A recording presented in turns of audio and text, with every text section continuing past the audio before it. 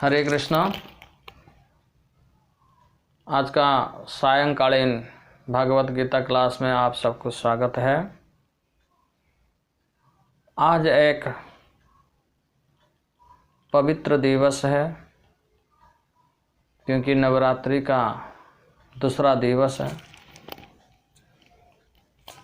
तो इस अवसर पर हम चाहते हैं कि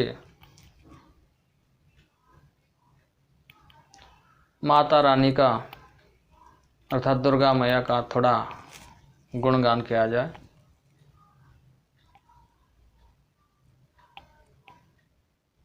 नवरात्रि के बारे में देवी भागवत में ब्रह्मा जी देवगुरु बृहस्पति को विस्तृत रूप से सुनाए हैं, जिसका सारांश यह है जी नवरात्रि को अगर निष्ठा, पूर्ण श्रद्धा, पूर्ण विश्वास के साथ किया जाए तो हमारे सारे मनस्कामना, सारे इच्छाएं पूर्ण होगी।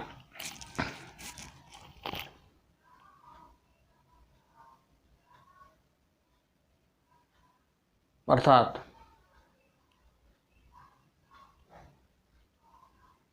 जीवों का कामनाओं का पूर्ण के लिए नवरात्रि अवश्य ही करना चाहिए। परंतु भक्तों का क्या कामना है, भक्तों का क्या इच्छा है?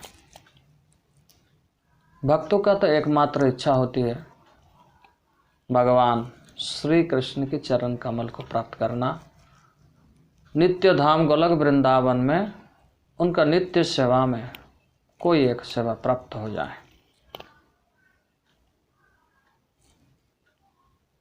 तो इसलिए भगवत गीता में भगवान कहते हैं, साक्षात पूर्ण पुरुषोत्तम श्री कृष्ण कहते हैं, अंतबंतं फलं तेषा तद्भवत अल्पमेधसा देवान् देवी जो जानति मद्भक्ता जानति मामपि। जिसे समस्त अल्पबंध बुद्धि संपन्न व्यक्ति देवा देवियों की पूजा करते हैं और उसका फल स्वरूप वही आलय व लोक को प्राप्त करते हैं। परंतु जे समस्त बुद्धिमान व्यक्ति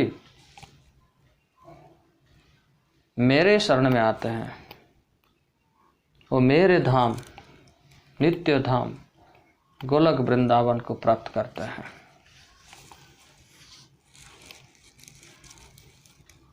तो इसमें स्पष्ट रूप से प्रतिपादित हो रहा है कि भक्तों को एकमात्र भगवान श्री कृष्ण के शरण में जाना चाहिए।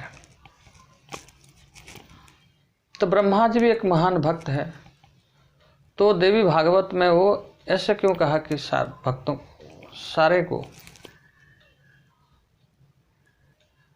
नवरात्रि का करना चाहिए। एक भक्त है,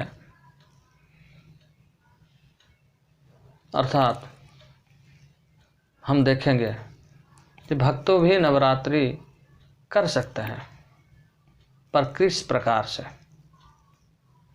तो हम जानते हैं नवरात्रि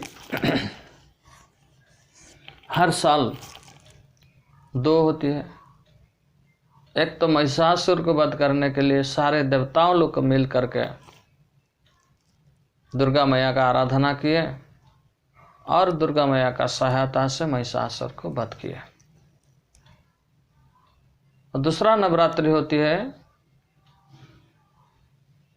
लंकाधिपति रावण को वध करने के लिए मर्यादा पुरुषोत्तम भगवान श्री राम 9 दिन तक, 9 रात्रि 10 दिन दुर्गा मैया का पूजा आराधना किए और अंत में लंकाधिपति रावण को वध किए। अर्थात हम देखते हैं कि महिषासुर और रावण दोनों ही असुर थे,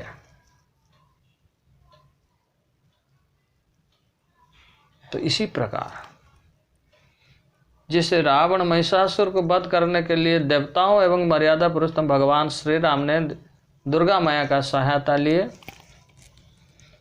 और इसमें सफलता प्राप्त किए, इसी प्रकार भक्तों का जो वेगवती इंद्रियां है, ये इंद्रिय को दमन करने के लिए, इंद्रियों को विषयामुखी से कृष्णाभिमुखी करने के लिए चाहिए कि निष्ठा के साथ नवरात्रि पालन किया जाए।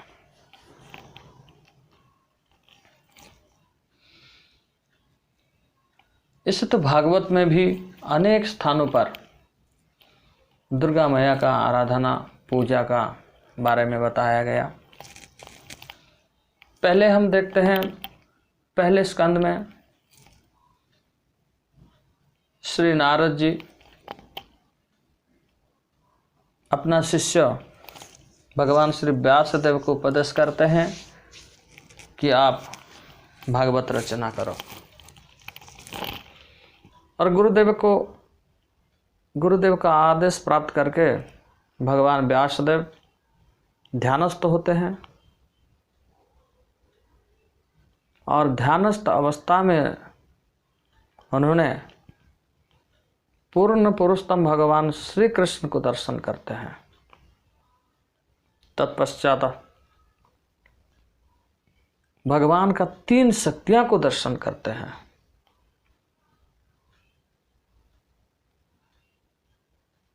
अंतरंगा शक्ति, बहिरंगा शक्ति और तटस्थ शक्ति। तो ध्यानस्थ अवस्था में दर्शन करते हैं कैसे अंतरंगा शक्ति भगवान श्री कृष्ण की लीलाओं को, श्री कृष्ण के रस को आस्वादन करने में सहायता करते हैं। इसी प्रकार बहिरंगा शक्ति माध्यम से भगवान कैसे तटस्थ शक्ति संपन्न जीवों को सुधारते हैं। और देखते हैं बहिरंगा शक्ति रूपी दुर्गा देवी अपना त्रिगुणात्मिका शक्ति, आध्यात्मिक, आदि दैविक, आदि भौतिक शक्ति माध्यम से तटस्थ शक्ति जीव को सुधार करते हैं और अंत में कृष्ण को सहायता करते हैं। जीव भगवान का तटस्थ शक्ति है, वो चाहे अपना भजन साधन करके भगवान का अंतरंगा शक्ति में प्रवेश कर सकता है, अगर वो चाहे तो शास्त्र विरोधी कर्म करके हमेशा भगवान का बहिरंगा शक्ति का अधीन में रह सकता है। परंतु भगवत गीता में भगवान कहते हैं दैवी हस्यि गुणमया मम माया दुरत्वया मामे में जो प्रपतन्ते मया मत्ता तरन्ते। भगवान कहते हैं मेरा बहिरंगा शक्ति अत्यंत प्रबल है, इसको अतिक्रम करके अंतरंगा शक्ति में प्रवेश करना अत्यंत कठिन है। परंतु कोई अगर मेरे शरण में आ जाए, मेरे नाम रूप गुण लीला श्रवण कीर्तन स्मरण करे, तो अति सहज से ये माया शक्ति को अतिक्रम करके मेरा अंतरंगा शक्ति निज धाम गोलक वृंदावन में प्रवेश कर सकता है।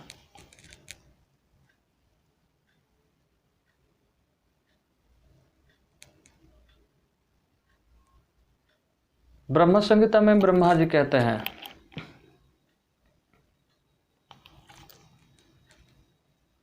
माया हि जस्य जगदंड शतानि सूते त्रैगुण्य तद विषय वेद विषायमान सत्वावलंबी पर सत्व विशुद्ध सत्वम गोविंदमादि पुरुषं तमहं भजामि।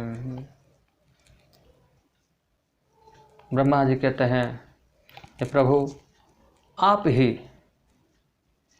ये आपका बहिरंगा शक्ति दुर्गा माया के माध्यम से,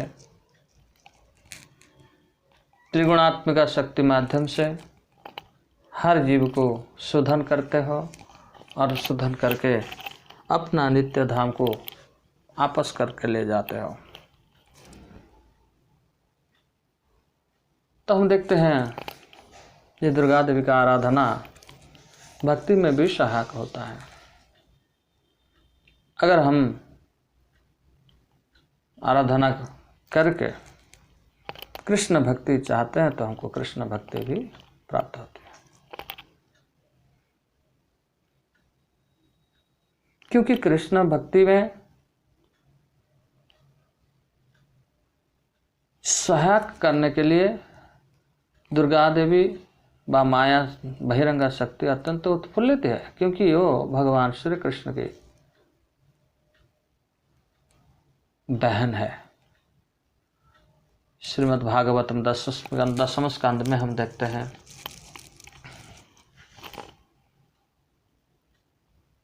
भगवान श्री कृष्ण दुर्गा मैया को आह्वान करते हैं और उपदेश करते हैं, तुम जाओ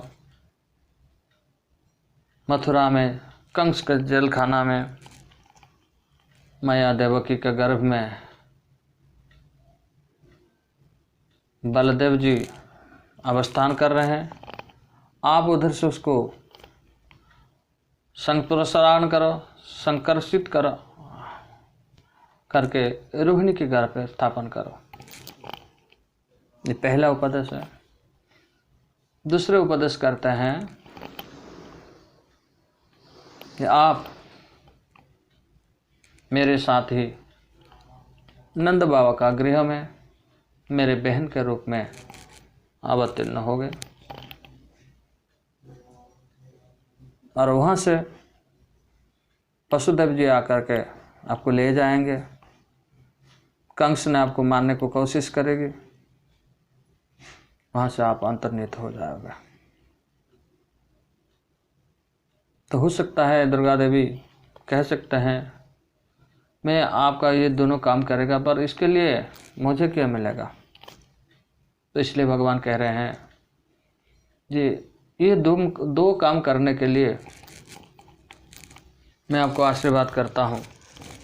मेरे आशीर्वाद से ही सारे संसार में सारे लोग आपका भिन्न भिन्न रूप जैसा अंबिका, कार्त्यायनी, काली, भद्रे, वैष्णवी आदि रूप को पूजा करेंगे। तो इसमें प्रतिपादन होता है दुर्गा देवी साक्षात भगवान श्री कृष्ण का बहन ही है। आगे बढ़कर के वही 10वें स्कंद में हम देखते हैं कि सुखदेव गोस्वामी वर्णन करते हैं जी दुर्गा देवी साक्षात भगवान श्री कृष्ण की लादिनी शक्ति श्रीमती राधा रानी का सांस प्रकाश है। एत चंश कलापंश कृष्णस्तु भगवान स्वयं। जैसे भगवान कृष्ण गोविंद आदि पुरुष हैं, बाकी सारे देवताओं ने उनका अंश अथवा प्रकाश है, इसी प्रकार श्रीमती राधा रानी आदि माता है। उनका सांस प्रकाश के रूप में सारे देवियां अर्थात दुर्गा देवी भी आते हैं।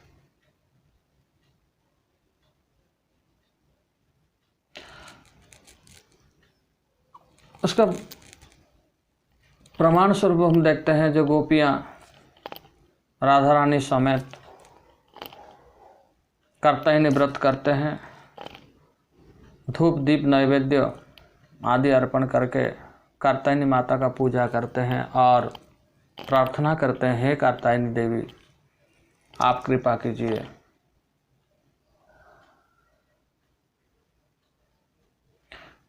कृष्ण को हमारे पति के रूप में मिला दीजिए।